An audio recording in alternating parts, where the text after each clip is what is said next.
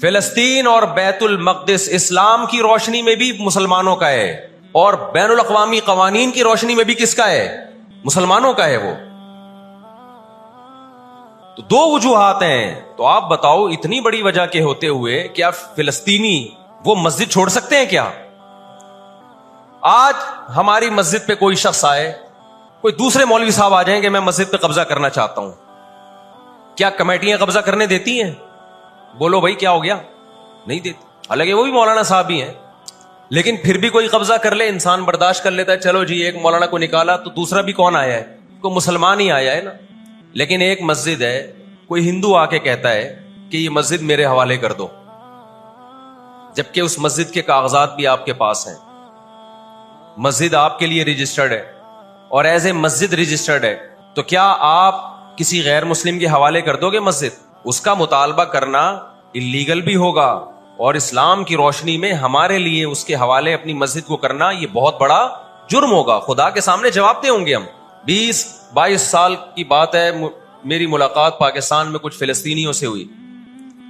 ہم نے ان سے پوچھا کہ کیا کہانی ہے یہ فلسطین کے حالات کی؟ انہوں نے کہا ہم کسی قیمت پہ بھی 1 انچ بھی یہودیوں کے حوالے نہیں چھوڑیں گے، لن نترک شبرا للذل، ذلت کے لیے ایک بالش بھی ہم ذلیل ہو کر ایک بالش زمین بھی ان کے حوالے نہیں کریں گے ہم۔ تو وہ تو کٹنے کے لیے تیار بیٹھا ہے بھائی، وہ تو کٹنے کے لیے تیار بیٹھا ہے۔ کسی نے بڑی پیاری بات کہی ہے، لوگ کہتے ہیں نا کہ ہم سب فلسطین جو ہے وہ یہودیوں کے کنٹرول میں ہے۔ بعض لوگ سادہ ہوتے ہیں، بات بڑی گہری کہہ جاتے ہیں۔ اس نے کہا بات یہ ہے کہ صرف آزاد دنیا میں فلسطین ہی ہے، باقی چاہے وہ مسلم کنٹریز ہوں یا غیر مسلم، سب کس کے کنٹرول میں ہے؟ بولتے کیوں نہیں؟ یہودی کے کنٹرول میں۔ آزاد تو صرف فلسطینی ہی ہے، وہ کنٹرول میں نہیں آیا بھی۔ اگر وہ کنٹرول میں آیا ہوتا تو یہ جنگ نہ ہو رہی ہوتی ابھی۔ کنٹرول میں تو ہم اور آپ ہیں میرے بھائی، اور آپ ان کے کنٹرول میں۔ 1 ارب سے زیادہ مسلمان ہیں، 1 ارب سے زیادہ، اور یہودی کتنا ہے؟ 1 کروڑ بھی میرا خیال ہے نہیں ہوگا۔ لیکن یہ 1 ارب سے زیادہ مسلمان کس کے کنٹرول میں ہیں؟ اور میں آپ کی اطلاع کے لیے عرض کروں، اس وقت اسرائیل امریکہ کا غلام نہیں ہے، خوب سمجھ لیں۔ امریکہ کی گچی کس نے پکڑی ہوئی ہے؟ اسرائیل نے پکڑی ہوئی ہے۔ اسرائیل انڈیا کا غلام نہیں ہے، انڈیا کی گچی پکڑی ہوئی ہے کس نے؟ گچی سمجھتے ہو؟ گچی یہاں سے پکڑ کے نا بندہ ہل نہ سکے۔ چھوٹا سا ملک ہے، سازشوں کی وجہ سے، طاقت کی وجہ سے نہیں، مکاریوں اور سازشوں کی وجہ سے دنیا کو کنٹرول میں کیا ہوا ہے۔ سازشیں کسے کہتے ہیں؟ ایک بہت طاقتور آدمی جو آپ کے کنٹرول میں نہ ہو، آپ اس کے کسی راز پہ مطلع ہو جائیں، اسے کسی برائی میں ڈالیں اور خفیہ ویڈیو بنا لیں آپ، اور بولیں جو میں کہہ رہا ہوں کرتا رہے ورنہ یہ ویڈیو لیک کر دوں گا۔ وہ انتہائی پاورفل آدمی بھی کنٹرول میں کس کے آ جائے گا؟ ایک انتہائی کمزور آدمی کے کنٹرول میں۔ یہودیوں پر ان کی بدعمالیوں کی وجہ سے قرآن کیا کہتا ہے؟ غربت علیہم الذلہ، انہوں نے پیغمبروں کو قتل کیا، انہوں نے موسیٰ علیہ السلام کو صرف ستایا نہیں، بے انتہا ستایا، اتنے سارے معجزے دیکھنے کے باوجود۔ انہوں نے عیسیٰ ابن مریم کو اللہ کا بیٹا کہا، عیسیٰ ابن مریم کو معاذ اللہ ولد الزنا کہا، حالانکہ ان کی اپنی کتابوں میں آج تک عیسیٰ ابن مریم کی گواہی، ان کے نبوت کے علامات موجود ہیں۔ آپ کو پتہ ہے یہودی مدینہ میں کیوں آباد ہوئے؟ آخری نبی کے انتظار کے لیے، ورنہ مدینہ اور یہودیوں کا آپس میں کوئی لنک بنتا نہیں ہے۔ یہ لوگ جایا کرتے تھے سفر کر کے، راستے میں مدینہ کا نخلستان تھا۔ تاریخ کی کتابوں میں لکھا ہے کہ انہوں نے دیکھا کہ آخری نبی محمد صلی اللہ علیہ وسلم جس علاقے میں آئیں گے، نبوت کا اعلان کریں گے، وہ اس تمام علامات اس علاقے میں پائی جاتی ہیں۔ لیکن نبی صلی اللہ علیہ وسلم کے دنیا میں آنے کے بعد جیسے انہوں نے اپنی کتابوں میں عیسیٰ ابن مریم کا تذکرہ ہونے کے باوجود ان کا انکار کیا حسد اور جیلیسی کی وجہ سے، اسی طرح انہوں نے محمد صلی اللہ علیہ وسلم کی نبوت کا انکار کیا۔ قرآن کہتا ہے اس کی بیس بھی کیا تھی؟ حسد اور جیلیسی۔ دیکھو اللہ کا قاعدہ ہے کہ دنیا میں جو حد سے زیادہ آگے نکلنے کی کوشش کرتا ہے نا اپنی اوقات سے زیادہ، حق علی اللہ الا یرتفع شیء الا وضعہ، نبی صلی اللہ علیہ وسلم نے فرمایا اللہ نے اپنے اوپر یہ بات لازم کر لی ہے کہ جو چیز بھی حد سے آگے نکلے گی اللہ اس کو زمین پہ گرا دے گا۔ آج بھی آپ نے دیکھا ہوگا نا، بہت سے لوگ ہر وقت میں کرتے کرتے تکبر سے دماغ خراب ہونے لگتا ہے. اللہ کی قدرت حرکت میں آتی اور اللہ ایک ہی دفعہ میں نیچے پٹکتے ہیں اس کو. نبی صلی اللہ علیہ وسلم نے فرمایا, اللہ تعالیٰ کہتے ہیں الکبریاء ردائی, تکبر میری چادر ہے, جو مجھ سے اس چادر میں شرکت کی اور الجھنے کی کوشش کرے گا میں اس کو رسوا کر دوں گا. یہی 100% یہ معاملہ اللہ نے یہودیوں کے ساتھ کیا ہے. یہ لاڈلی قوم تھی, اللہ نے ان میں بہت سارے پیغمبر بھیجے, موسیٰ کلیم اللہ بھیجے, جنہوں نے ان کو فرعون کے تسلط سے آزاد کرایا. اتنے سارے معجزے دیکھنے کے بعد جب ان کو حکم ہوا اللہ کی راہ میں جہاد کرو تو انہوں نے کیا کہا, اذهب انت وربک فقاتلا انا ہاہنا قاعدون. اے موسیٰ تو اور تیرا رب جا کے لڑ, ہم یہیں بیٹھ کے تماشا دیکھ رہے ہیں. اللہ نے کیا کیا ہے, ابراہیم علیہ السلام کے جو 2 بیٹے تھے نا, ایک اسماعیل اور ایک اسحاق, تو اللہ نے نبوت کہاں شفٹ کر دی, اسماعیل علیہ السلام کی اولاد, کہ اب جو آخری پیغمبر آئے گا وہ اسحاق علیہ السلام کی اولاد میں نہیں ہوگا, وہ بنی اسرائیل میں سے نہیں ہوگا. اسرائیل یعقوب علیہ السلام کا لقب ہے, یعقوب علیہ السلام کی اولاد میں نہیں ہوگا. وہ کس کی اولاد میں ہوگا, اسماعیل علیہ السلام. ان کے اندر 2 بیماریاں, ایک حسد کہ فلاں کو نعمت کیوں مل رہی ہے, اور ایک دنیا سے محبت. قرآن کہتا ہے یود احدہم لو یعمر الف سنہ, ان میں سے ہر شخص چاہتا ہے کہ کم سے کم اس کی عمر کتنی ہونی چاہیے, 1000 سال. اور مسلمان دنیا سے محبت نہیں کرتا. تو آپ بتاؤ, 2 ایسی قوموں کا مقابلہ ہو کہ ایک زندہ رہنے کے لیے لڑ رہی ہو اور ایک موت کے لیے لڑ رہی ہو, تو فتح کس کو ملے گی, جو موت کے لیے لڑتا ہے. پہلے حضرت عیسیٰ علیہ السلام کا انکار کیا, اللہ نے عیسیٰ علیہ السلام کو ماں کی گود میں زبان دی کہ میں ولد الزنا نہیں ہوں. انہوں نے وہ معجزے اپنی آنکھوں سے دیکھے, مگر کیوں نہیں مانا, اس لیے کہ اپنی چودراہٹ جا رہی تھی. جب مذہبی چودراہٹ انسان میں آتی ہے نا, وہ بہت خطرناک ہوتی ہے, کیونکہ مذہب میں عزت بہت ملتی ہے. ہم نے بڑے بڑے علماء سے سنا تبلیغ میں عالم کے لیے 1 سال رکھا ہوا ہے, غیر عالم کے لیے نہیں رکھا ہوا. میں جب اپنے شیخ سے بیعت ہوا تو مجھے انہوں نے بہت سارے معمولات بتا دیے کہ یہ ذکر اتنے لمبے چوڑے. میں حیران تھا کہ وہ فلاں بیعت ہو کر گیا ہے, اس کو تو کم معمولات بتائے, ہم تو مولانا ہیں. تو ہمارے شیخ نے کہا کہ عالم کے بگڑنے کا اندیشہ عامی آدمی کے بگڑنے سے بولو زیادہ ہے. عزت بھی ملتی ہے جب علم ہوتا ہے, شہرت بھی ملتی ہے. عزت, شہرت, دولت, یہ 3 چیزیں انسان کی کھوپڑی کو کیا کرتی ہیں, بولو خراب. تبھی تزکیہ نفس جو ہے نا, تزکیہ نفس, جس کے پاس بھی علم ہے, آج یوٹیوب پہ بہت سے اسکالرز ہیں, ادھر ادھر سے علم حاصل کر لیا, کسی بزرگ سے باقاعدہ تعلق قائم کر کے اپنا تزکیہ نہیں کروایا, تو وہی علم ان کا گمراہی کا پھیلانے کا ذریعہ بن جاتا ہے. قرآن کیا کہتا ہے, ان لوگوں میں انا پیدا ہو گئی, ہم نے ان کو علم, یہودیوں کو علم پر بھی دنیا کا علم بھی دیا, دین کا علم بھی دیا, اور داؤد اور سلیمان علیہ السلام کے ذریعے دنیا میں ان کی خلافتیں قائم ہوئی. تو بجائے اللہ کے شکر گزار بننے کے تکبر سے کھوپڑی آؤٹ ہونا, بولو شروع.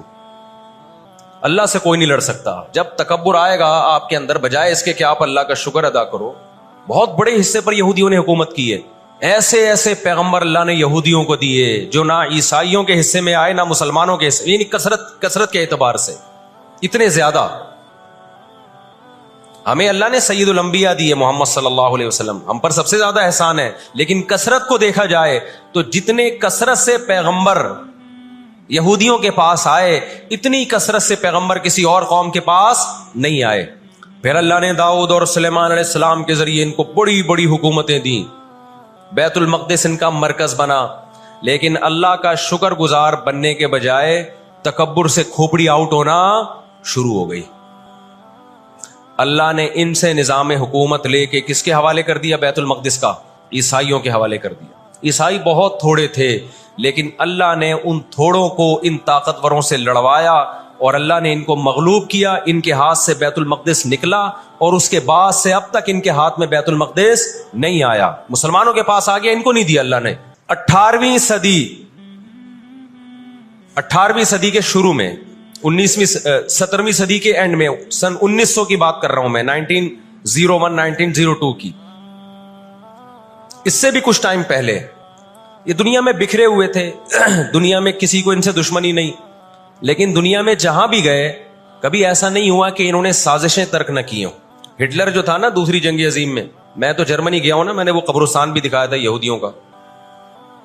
ہٹلر نے یہودیوں پہ بہت زیادہ ظلم کیا, جو بالکل غلط کیا. ہم اس ظلم کو کبھی بھی حوصلہ افزائی نہیں کرتے, دیگوں میں اٹھا اٹھا کے زندہ ڈال دیا کرتا تھا. ہم اس عمل میں ہٹلر کی بالکل بھی حوصلہ افزائی نہیں کرتے, اس عمل کو اپریشیٹ نہیں کرتے. لیکن اس نے ایک تاریخی الفاظ کہے تھے, اسے پتا تھا دنیا مجھے برا کہے گی بعد میں کہ لاکھوں یہودی مار دیے میں نے. اس نے کہا میں چاہتا تھا سب کو قتل کر دیتا, ایک بھی زندہ نہ چھوڑتا, لیکن کچھ میں زندہ چھوڑ کے جا رہا ہوں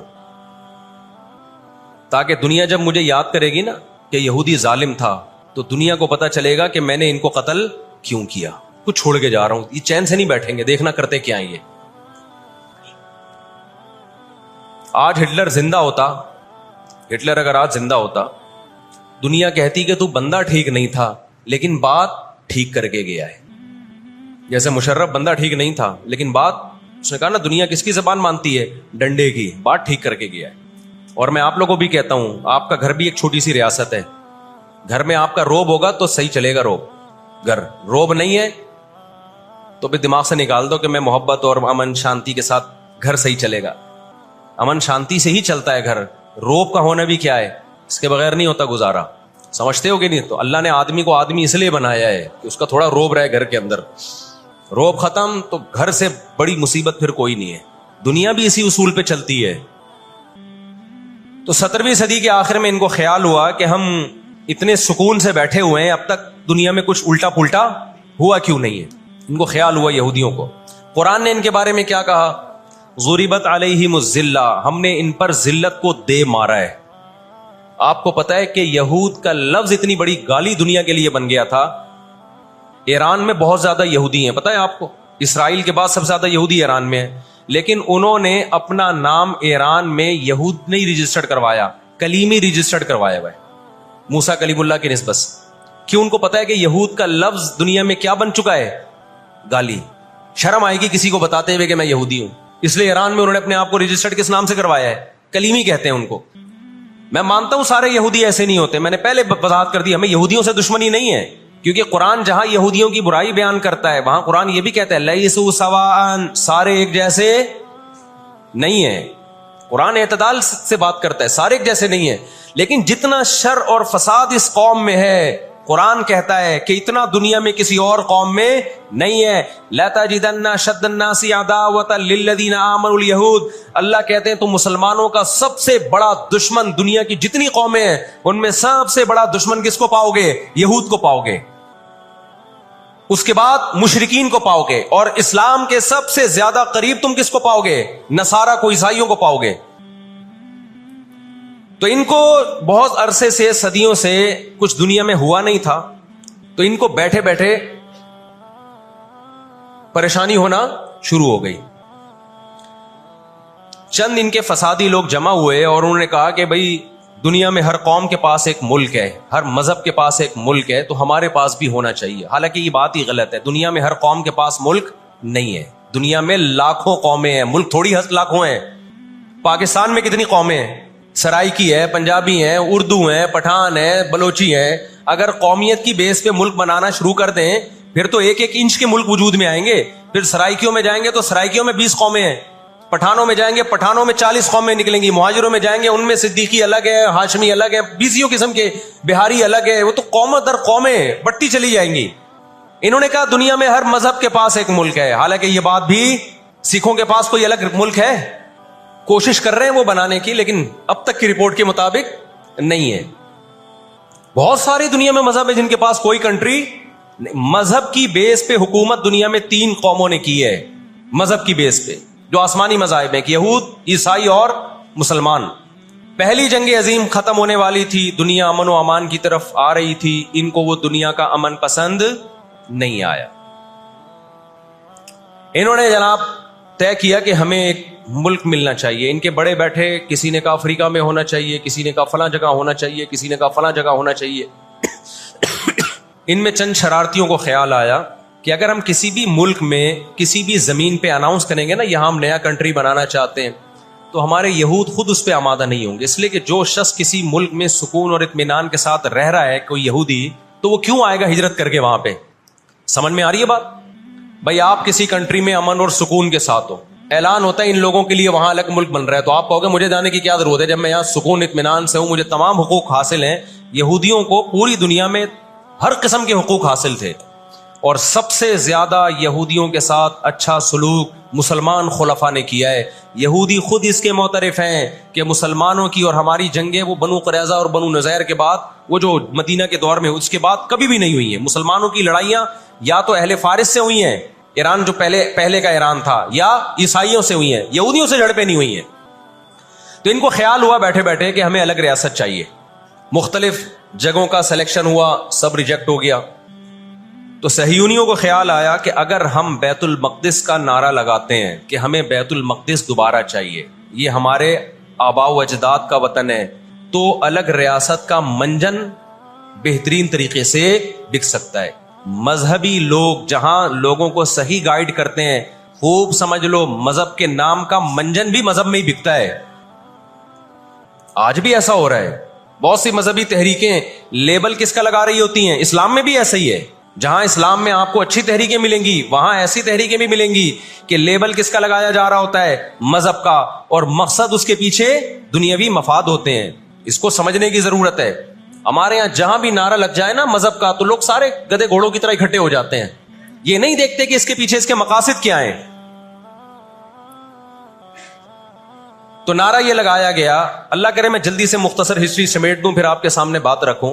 نعرہ یہ لگایا گیا کہ چونکہ بیت المقدس ہمارا تھا, یعقوب علیہ السلام, یوسف علیہ السلام, موسیٰ علیہ السلام اور جتنے پیغمبر گزرے, یحییٰ علیہ السلام, زکریا علیہ السلام, ان سب کا مرکز کون سی جگہ ہے؟ ارض مقدس فلسطین. تو فلسطین کے نام پہ پوری دنیا سے یہودیوں کو فلسطین میں جمع کرنا ہمارے لیے پاسبل ہے. مگر یہودی بکھرے ہوئے تھے, ان کے پاس اتنی طاقت نہیں تھی. دو سازشیں انہوں نے کی ہیں. نمبر ایک, تجارت اپنے کنٹرول میں لو. قرآن کہتا ہے وَأَخْذِهِمُ الرِّبَا وَقَدْ نُهُوا عَنْهُ, اللہ نے ان پر سود لینے پر پابندی لگائی تھی. انہوں نے دنیا کو سود کے نظام میں لپیٹ دیا. پوری دنیا کی دولت مرتکز ہو کے کس کے پاس آنے لگی؟ یہودیوں کے پاس. مذہبی ریاست بنائی جا رہی ہے. اس کی مثال ایسے ہے جیسے ہم مسجد بنا رہے ہیں اور بندوق ہاتھ میں لے کے لوگوں کو ڈکیتیاں کر کے پیسہ لاؤ, جتنا پیسہ بنے گا, جتنا پیسہ اکٹھا ہوگا ہم اس کے لیے اسے کیا بنائیں گے؟ مسجد بنائیں گے. تو اس سے صاف پتہ چل جائے گا بھائی تیرا مقصد مسجد بنانا نہیں ہے, مسجد کے نام پہ منجن بیچنا ہے. سمجھ میں آ رہی ہے بات کہ نہیں آ رہی؟ لیبل مسجد کا لگ رہا ہے, اس کے پیچھے کیونکہ جو مسجد جو بنانا چاہتا ہے وہ کبھی بھی حرام پیسے سے مسجد نہیں بنائے گا. تورات میں آج تک سود کی حرمت موجود ہے. قرآن نے بیان کیا کہ ان کو ہم نے سود لینے سے منع کیا, لیکن انہوں نے سود لینا شروع کر دیا. بڑے بڑے بینک آج کس کے پاس ہیں؟ ان کے تانے بانے سارے کس سے جا کے ملتے ہیں؟ یہودیوں سے. بیٹھے بیٹھے پیسہ جمع کرنا شروع کیا. تبھی تو میں کہتا ہوں یہ جو بڑے بڑے جنرل اسٹور بنے ہوئے ہیں نا, مال بنے ہوئے ہیں, جو بینکوں سے سودی قرضہ لے کے کروڑوں روپے پھونک دیتے ہیں, اس کے بجائے نا اپنے ان غریب دکانداروں کے پاس جایا کرو جو اپنے باپ کی کمائی سے, وراثت کے پیسوں سے دکان بنا کے بیٹھے ہوئے ہیں. یہ جو سودی نظام ہے نا, سودی نظام, اس سے دنیا کی دولت مرتکز ہو کے چند ہاتھوں میں جاتی ہے. پھر وہ چند ہاتھ ہی آپ کے باپ بن کے بیٹھتے ہیں دنیا میں. جب سے یہ بڑے بڑے اسٹورز بننا شروع ہوئے ہیں, مال بننا شروع ہوئے ہیں, یہ چھوٹے موٹے دکانداروں کی جو حلال کی آمدن تھی, ان کی جو بینکوں سے قرضے نہیں تھے, جو دادے پردادے سے محنت کر کے آ رہے تھے اور اب اتنا جمع کیا کہ ایک دکان بنا لیں, وہ سارے ایک طرف رہ گئے. اور ایک سرمایہ دار اٹھتا ہے بینکوں سے اربوں روپے کا قرضہ لے کے ایک بہت بڑی بلڈنگ بنا دیتا ہے اور بیٹھ کے نوٹ چھاپتا ہے. وہ یہ کون سا ان کی خون پسینے کی کمائی ہوتی ہے؟